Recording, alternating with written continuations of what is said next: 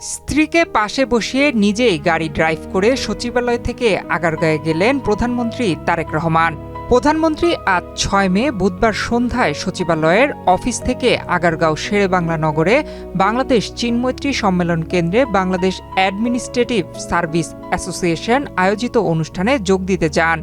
এ সময় গাড়িতে ছিলেন তার সহধর্মিণী ডাক্তার জুবাইদা রহমান।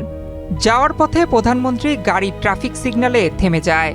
এ সময় অন্যান্য গাড়ির পাশে প্রধানমন্ত্রীর গাড়িকে রক্ষা করতে দেখা যায়।